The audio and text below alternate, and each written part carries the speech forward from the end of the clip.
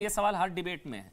दिल्ली दंगों के पीछे पीएफआई, कानपुर दंगों के पीछे पीएफआई, हिजाब विवाद के पीछे पीएफआई, लाउड स्पीकर विवाद के पीछे पीएफआई, जहां दंग शोभा यात्रा अटैक पर के पीछे पीएफआई, हर एक के पीछे पीएफआई। तो फिर पीएफआई पर बैन क्यों नहीं है? ये सवाल हर डिबेट में आता है। इसके दो पहलू है। आप बोलिए। हाँ, क्योंकि देखिए अमन जी, पहले मैं आपके सवाल का जवाब देता हूँ। एक वकील होने के नाते मैं इसको समझता हूँ।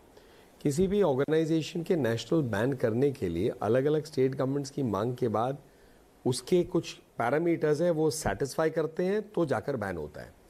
अगर आप याद करेंगे तो सिमी या बाद में फिर इंडियन मुजाहिदीन जब बनी थी तो उसमें, और जो मैंने आप ही के प्रोग्राम्स में जब सुने, एक्सपर्ट्स आप लोग लाते हैं, उन्होंने एक बहुत महत्वपूर्ण बात रखी कि सिमी और इंडियन मुजाहिदीन जैसे संगठनों ने वायलेंस जब किया तो उन्होंने डेडली आर्म्स को यूज़ किया, बम हो, बंदूक हो।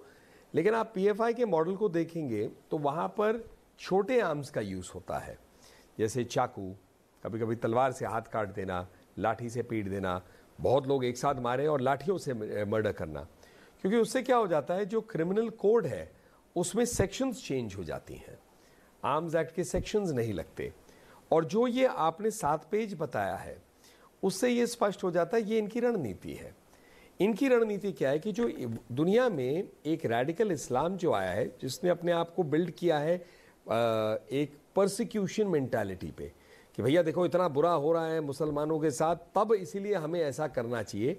और ये लोग जो टेररिस्ट हैं, और हमारे मुस्लिम दोस्त ही ये बताते हैं आपके चैनल जैसे चैनल्स पे बैठ के, कि भैया ये इस्लाम का वो फेस नहीं है, ये उसका मिसयूज है, जो टेररिस्ट करके बॉम्ब ब्लास्ट करते हैं, किलिंग करते हैं। तो एक परसिक्यूशन स्टोरी बना के इस प्रकार का वायलेंस करते हैं। ये जो 7 पन्ने आप जब भी जिक्र कर रहे थे वो भी तो यही कर रहा है ना।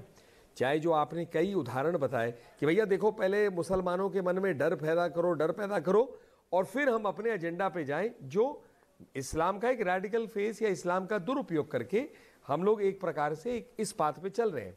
और इसकी दिक्कत, जो मेरा सेकेंड कॉमेंट है, एक उदाहरण दूंगा छोटा सा अमन जी। बहुत साल पहले लंदन ब्रिज पे एक व्यक्ति ने, मुसलमान व्यक्ति ने चाकू लेके कई लोगों को मार दिया। और उस टाइम मुझे याद है कि एक अंतर्राष्ट्रीय चैनल पे जो जवान मुसलमान थे वहाँ लंदन के, मतलब जो वहाँ पैदा हुए हैं और वहाँ उस मुल्क के हैं, वो कह रहे थे कि प्रॉब्लम हमें अपनी ही मस्जिदों में जाकर देखना पड़ेगा, कौन ये स्कॉलर्स हैं जो अपने आप को स्कॉलर्स कहते हैं, इंटेलेक्चुअल्स कहते हैं, जो हमारे को ही मिसगाइड कर रहे हैं और ऐसे लोग उत्पन्न हो रहे हैं।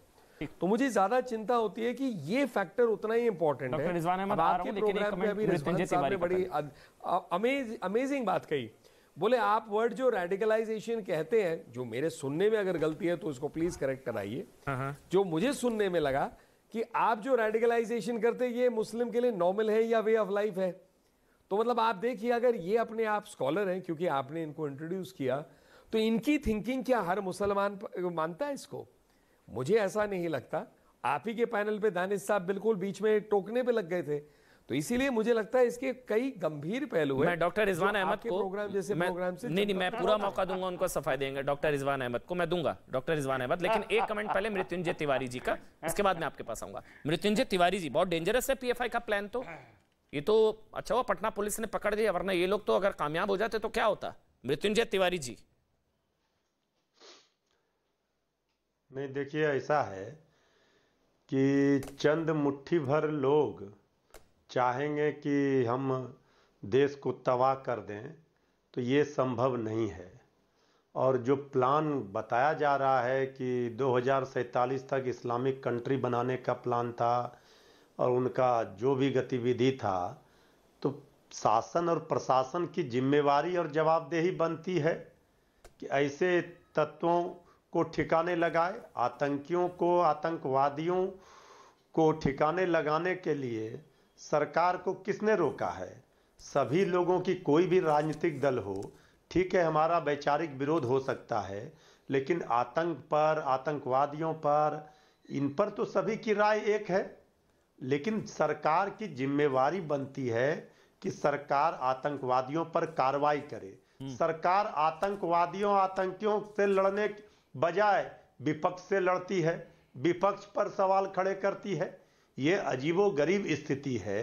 हम आतंकवादियों का कोई ना जात होता, ना कोई धर्म होता, इससे जोड़ना ही इसमें हम समझते हैं ये उचित नहीं है किसी भी धर्म विशेष से। ये आतंकी होते हैं। लेकिन कुछ घटनाओं को अगर हम देखें पिछले कुछ दिनों में, तो कोई भी अगर आतंकी घटना होते हैं, चाहे उदयपुर की घटना हो और एक दो घटना है, उसमें जो मास्टरमाइंड होते हैं उनकी तस्वीरें बीजेपी के नेताओं के साथ होते हैं। सवाल तब खड़े होते हैं जब सरकार आतंकी के खिलाफ, आतंकवादियों के खिलाफ लड़ने के बजाय विपक्ष पर सवाल खड़े करती है। हमारा स्पष्ट मानना है कोई भी व्यक्ति, कोई भी संगठन में इतनी ताकत नहीं है इस मुल्क में, इस हिंदुस्तान में कोई मुस्लिम राष्ट्र, इस्लामिक राष्ट्र बना दे, कोई हिंदू राष्ट्र बना दे। ये देश धर्मनिरपेक्ष है और यही हमारी ताकत है। बिल्कुल सही, मृत्युंजय जी आपने बिल्कुल बहुत खूबसूरत बात कही, ये बहुत अच्छी बात है। लेकिन ये अब से कुछ समय पहले ये भी नहीं लगता था कि हिंदुस्तान में गले कटेंगे, अब वो भी कटने शुरू हो गए हैं। अभी जब शेर आया, जब आ जाता है तब पता लगता है। अभी तक हमको नहीं भरोसा था ना कि हिंदुस्तान में गले कटेंगे। अब देखिए उमेश कोले के साथ क्या हुआ, किशन भरवाड़ के साथ क्या